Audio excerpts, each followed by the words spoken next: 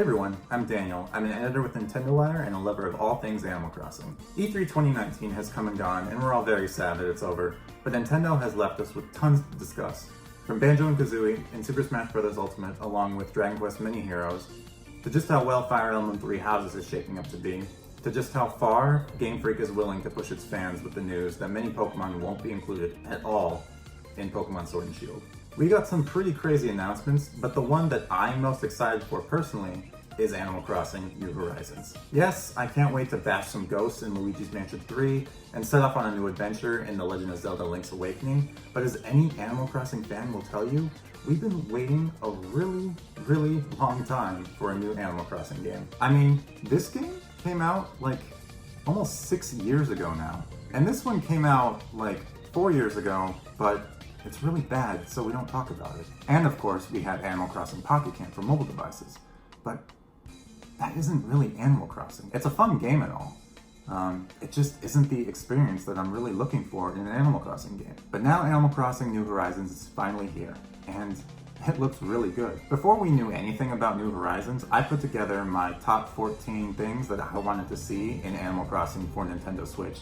And I'm really happy to see that a lot of the things that I wanted are actually in the game. But there's still so much that we don't yet know about Animal Crossing New Horizons. So what I want to do is walk through the things that we do know based on interviews that were given during E3, along with stuff that you can find in the teaser trailer, plus my thoughts on the game, and then some things that I gleaned from analyzing the reveal trailer. So let's start with thoughts on the game. Plain and simple, I think it looks great. I love it. One of my biggest fears going into Animal Crossing for Nintendo Switch was that we would see something akin to what we saw with the jump from Wild World to City Folk, where what we got on the Wii was basically just an upgraded version of Wild World with new visuals and like a few features here and there. New Horizons looks like actual progression for the series, both in terms of graphics and gameplay. The game is absolutely gorgeous, and everything that we've seen so far is a natural progression from what we've seen in the series past.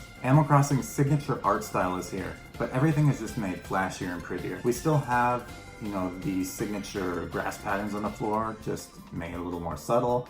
We still have, those traditional Animal Crossing trees, just with new details like when the wind is blowing through them. The day and night cycle is still here, of course, and it looks even better than ever before. We've got new lighting, we've got cloud shadows that pass over the ground as the hours go by. Oh, and I don't know if you noticed, but the player characters actually have pupils now. As for gameplay, this looks like a huge improvement over New Leaf as well. I don't know if you know the premise of the game, but basically it's that you've booked a plane to a deserted island along with 2 other animals, and once you get there, you basically have control over how this island develops. You get to build your island however you want. And I've seen a lot of people on the internet a little concerned that this doesn't really look like the Animal Crossing they know, or is leaning too close to what Pocket Camp was with all the crafting and stuff. However, it doesn't really look like that to me. It looks like the development team is simply just giving us more control over our towns. More so than we did as mayor in New Leaf. After all, in New Leaf we were simply the mayor, but in New Horizons, we're the actual founders of our towns. We decide where everything goes, we decide how our town grows, who lives in our town. We can keep it quaint and simple if we want. And if you want to live on a deserted island in a tent and, hit rocks all day, and that's how you want to spend your time in New Horizons, you can do that too. Of course, we can't talk about New Horizons without mentioning the delay. We were told this game was coming out this year, 2019, and that didn't happen. We were given a new release date of March 20th, 2020. Now, am I disappointed in the delay? Of course. I mean, any Animal Crossing fan is going to be disappointed that they don't get to play this game as soon as humanly possible. Am I upset? Absolutely not. I've been waiting for this game for years, and the fact that Nintendo has delayed it just so it can be the best it can possibly be, and so the developers actually have a healthy work-life balance and don't go crazy making this game, I am more than willing to wait for this as long as I need to. Everything in New Horizons looks enhanced. I mean, animals can have sleeves now, the sheep are wearing actual clothes instead of just a scarf, player characters have new clothing options, we've got new dresses, we've got backpacks, tons of new wearables. You can even place furniture outdoors, which is something that's never been seen in a mainline Animal Crossing game. There's just so much to unpack here, and I'll do so once we get to our analysis of the trailer. For now, I just want to move on to everything we know so far based on interviews coming out of E3, as well as stuff that was revealed in the trailer. So aside from the footage, we've also gotten tons of interviews from sites like IGN and Mashable. One thing that we've learned is that Isabelle is coming back. Yes, the de facto mascot of the series is returning for New Horizons. If you were worried that she wouldn't because she wasn't in the trailer, you can rest easy. Her presence on your island will depend on how far you've advanced in the game. Essentially, what you'll need to do is keep upgrading your island. So you'll need to upgrade your tent into a house. You'll need to invite more animals to come live on your island. Eventually, Tom Nook will get the hint that you don't want to live on a deserted island for the rest of your life, and you want something more akin to the villages of past games. So at that point, he will invite Isabelle along with other NPCs to fill the roles that are needed around town. She'll probably run some sort of in-town facility. I'm guessing it's going to be like a town hall like she did in New Leaf, but who knows. Next, we know the days of answering questionnaires in order to determine the appearance of your character are finally gone. Players can customize their character however they want, at whatever time they want. Eye color, skin color, hairstyle, facial features, you name it. You can change it whenever you want at any time. It's like Happy Home Designer and Pocket Camp, except this time, hairstyles are also gender neutral. This was a feature that was in New Leaf. You had to unlock it though with Harriet by getting a certain number of haircuts, and then you could get the hairstyles that were previously exclusive for the opposite gender. So now if you're playing as a boy, you can wear a hairstyle that was previously only available to girls, and if you're playing as a girl, you can use a hairstyle that was previously only available to boys. This is great because it finally means that players can freely choose their skin tone without having to tan in the summer or sail off to the islands. What this means for Harriet the Poodle, who ran Shampoodle and was in charge of haircuts and hairstyles, who knows? I mean, maybe she can go run the museum gift shop with Celeste. We also know that New Horizons will not integrate with Pocket Camp. There won't be any direct integration, which means you probably won't be able to carry over anything from Pocket Camp into New Horizons. People thought this was going to be possible because when Pocket Camp was first announced back in 2016, so was a direct tie with the main series of games. Obviously, New Leaf never had that, so people were figuring, the next mainline game that comes out is going to feature this tie with Pocket Camp. It's a shame that Pocket Camp isn't going to connect with New Horizons. Personally, I really hoped that it would. Personally, I like Pocket Camp on its own, but partially the reason I was so dedicated to playing it was because I thought eventually all my hard work in Pocket Camp would pay off in the main series. It's a shame, definitely, but according to IGN, collaboration items are being planned, although it's not known what type of collaboration it's going to be. Sadly, it looks like my dream of carrying over my Pocket Camp character along with my entire catalog into New Horizons is not going to happen. We also know that Mr. Rossetti was sadly let go from his position at the Reset Surveillance Center. New Horizons features an autosave like Pocket Camp's, meaning there's no way for players to actually reset the game. So that kind of makes Mr. Rossetti's role a little useless. According to Kyogoku though, he'll take on a different role in the game, but she didn't mention what that might be. So he isn't out completely, but it's anyone's guess what he'll be doing in New Horizons.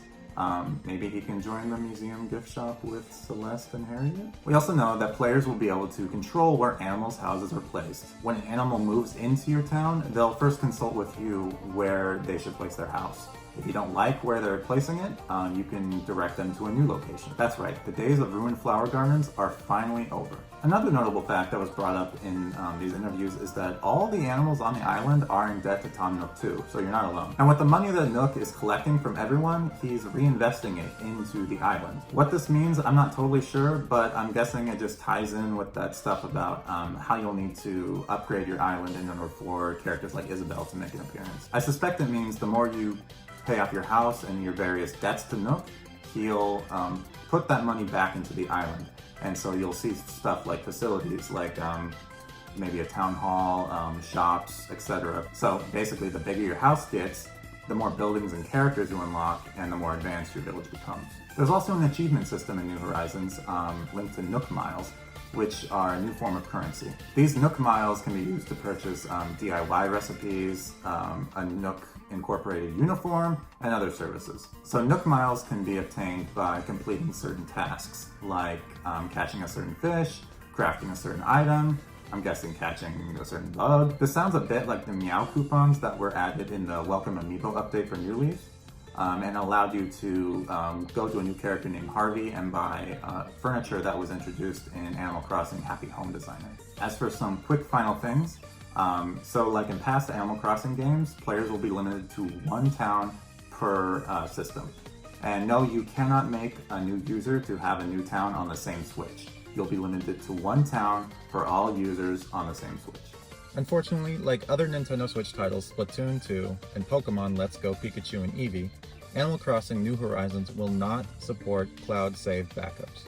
According to developers, this decision was made in order to avoid any issues involved with time manipulation. Also, Amiibo support has been confirmed for the game. With the sheer amount of Amiibo figures and cards made for past entries in the Animal Crossing series, the developers have said that they obviously believe that the game will be compatible with them. There won't be any new personality types added to the game, so we'll have to make do with the 8 that we've had since New Leaf. Players will have what's called a Nook phone. This can be gleaned from the reveal trailer. And this Nook phone will get more apps over time, and one of them they mentioned was the design feature from New Leaf. You won't be able to set up a tent on a friend's island, so that will be just exclusive to your own island. Voice chat will likely be done through the Nintendo Switch Online app, which I'm sure everyone watching this video just adores. Sadly, it doesn't look like we're gonna get another Wii Speak-like peripheral that came with City Folk for the Wii. There'll also be new ways to increase your friendship with your villagers, one of which is crafting new items for them. And also, Islanders can teach you DIY recipes, so they can teach you how to craft new tools and whatever else falls under the DIY recipe categorization. Now, on to our analysis. So we start the trailer off with full voice acting welcoming us to our new deserted island. Personally, I don't think this means what some people think it does, that we'll be getting some sort of in-game voice acting. I feel like this was just done for the sake of the trailer. The woman speaking refers to the Nook Incorporated Getaway Package, which sounds like it implies there are other packages beyond the deserted island one. Could other locations be made available for us to establish our towns? It doesn't seem likely, but maybe this could be a feature reveal for later down the line. The first scene shows us a red-haired girl walking alone on a beach, footprints trailing her in the sand as she passes bugs, coconut trees, and a seashell. We can also hear what is presumably the main New Horizons theme song, which sounds lovely, by the way. On the horizon, we can see what looks like either another island or some sort of far-off object. The next shot gives us a better look at the same island, as well as another. Are these alternative locations we can visit over the course of our game, or just decoration? The player emerges from their tent, complete with a mailbox like at the beginning of New Leaf, so it looks like we'll still get mail from our moms, probably asking how our vacation's going. Little does she know that we've established an entire colony on our little island. The girl is surrounded by tons of weeds, which look much more diverse than what we've seen in prior titles. We can also see a new format for the text boxes, as well as a new font face. We next see the player shaking a tree, dropping 2 sticks from it, which she then takes to Tom Nook's workbench to craft a flimsy axe. Interestingly, the item she's holding after crafting the item looks like a toolbox. While some have guessed this means we'll finally have a separate inventory for storing all our goods, unfortunately a toolbox has been used as the icon for outdoor drops of items in past games, including New Leaf. This doesn't mean we won't be getting a toolbox item in New Horizons, but I don't think in this case that's what this is. Taking a peek at the Nintendo Treehouse Live from E3 2019 gameplay footage also indicates that there is no toolbox item, at least in the beginning of the game, as the player's fishing rod, net, shovel, pole vault, and axe are all bundled alongside furniture and crafting materials in the player's inventory. The player is then seen whacking a tree for 2 types of wood, one lighter in color and the other darker. She's then seen whacking a rock for 3 types of materials, a standard rock, and what look like more valuable minerals. On a beach in the next scene, the player is dropping a log item next to a campfire. Behind her is a beach towel, portable radio, coconut drink, and a pair of shoes. Will players be able to remove their shoes to walk along the beach, or will all items that can be placed indoors be able to be placed outdoors as well? In the background, we can also see the same rock formation as a previous scene. Is this the same island? And if so, will we have multiples of these rock formations on multiple sides of the beach? We transition back to the character's tent, where we can see her clearing the land of weeds, materials, which we can also see another additional type of, which is an even lighter shade of wood. She sets up a lantern, wood log table, mug, a barrel drum over a fire, a campfire, bucket, and clothesline. She also plants some flowers, which appear to grow like trees instead of instantly sprouting like in past games, and a sapling. She then begins fishing with a crafted rod and catches a butterfly with a crafted net. Rain begins to fall, and the player walks past with a leaf umbrella with some very convincing moisture details on it. We also see some rolling clouds casting shadows on the ground, a first for the series. The scene ends with the player lighting a fire while a firefly hovers behind her. We then move on to the player freaking pole vaulting over a river. Handy for those early days on the island when custom bridges haven't been built yet. We can also see a waterfall in front of flowers and pine trees, which have traditionally only grown in the upper few sections of the town, confirming the return of multi-leveled villages, which haven't been seen since City Folk. The question is, will we see the return of 3-layer towns too? After landing her impressive vault, she scares off a cicada. We then move on to the same location in the fall, confirming the return of seasons. Olivia can be seen sitting on the riverside in a full-blown, long-sleeved sweater. We can see plenty of new types of weeds, as well as a mushroom and an apple. The player then straight up unearths an entire tree and places it in her inventory, a feature never before seen in an Animal Crossing game. Autumn leaves are also seen drifting to the ground around her. Something similar could previously only be seen in past games during the Spring Cherry Blossom Festival, where pink petals fell from the sky. But this is the first time we've seen anything like this for other times of year. A winter scene is shown next, with the player rolling a snowball to create a snowman, confirming the return of both features. Eunice the sheep, wearing a sweater instead of a scarf, which sheep villagers were previously limited to, is talking with Freya, also wearing a sweater. Will certain clothing items be made available in both long and short sleeve forms, which animals will wear depending on the season, or will they only wear long sleeve exclusive items in the fall and winter? We can also see an ornamental wreath hanging on the door of this cabin, a festive decoration not seen before in other Animal Crossing titles. We cut to the interior of Fuchsia the deer's house, and we can immediately see 2 new types of clothing, a spring dress on Fuchsia, and a longer sweater dress on the player. In here, we can also see lots of updated visuals on Fuchsia's furniture. Also, check out those shutters on her windows. Will we be able to customize our blinds finally? We can see even more of the new text box, in particular the character name listing at the top. The Animalese language all characters speak also sounds a bit higher pitched, but we'll have to see if this carries on to other species and personality types. This next scene takes place in the same location as the player's tent from before, showing the progression the player has made on her town. The player now has a house. Their flowers have grown, but have yet to bloom interestingly, and their tree has fully grown. The player is paving pathways, confirming that native custom paths are now a thing, which I asked for in my wish list, so thanks Nintendo. Will we be able to change the look and material of the pavement, or are we just limited to this? Time will tell. Hamlet is watering some flowers, and we can see some more outdoor objects like a sign pointing to the player's house, a foldable chair, table, striped hammock, and a workbench. Intriguing. Will players be able to craft items with this instead of going to Nook? In the next scene, taking place in the spring, we can also see a flower wreath on the player's door, all but confirming that we can place decorations on our homes, or at least just the front door. We can also see the player's flowers have bloomed, and she is now harvesting just the blooms without pulling up the whole flower. Another first for the franchise. Around her, we can see her pathways have grown, as well as a picnic basket, and a cooler next to the foldable chair. Goldie is also looking extra cute on a swing set, dressed in a collared shirt. This next scene goes by quick, but it shows the player rushing to the beach, passing by another house with a rather extensive front yard. Outside, we can see an immature cedar tree, a gnome, several flowers, and 2 types of fencing, wood half logs and white picket. We can also see a clothesline, brick oven, lawn chair, barbecue with food on it, a plastic drink dispenser, and another player washing their hands in an outdoor sink. Did you also notice the curved pathway around the front door of this house? I wonder what other shaped pathways we'll be able to use in New Horizons. On the beach, we can see a ukulele or guitar in the sand, and some of the player characters rushing to the tide have some interesting clothing items on.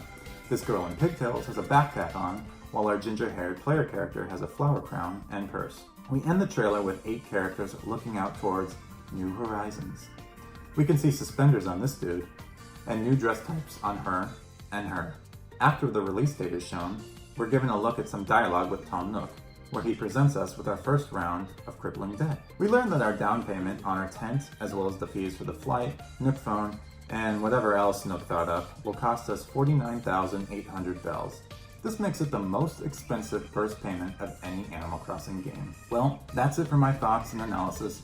Is there anything that you spotted that I didn't include? Let us know in the comments. You can keep in touch with us on Twitter by following @NinWire, on Instagram by following @NintendoWire, and on Facebook by going to facebook.com/NintendoWire. Of course, you can also check us out at our website at nintendowire.com. Thanks for watching, and stay plugged into Nintendo Wire for more Animal Crossing New Horizons news and content. See you later.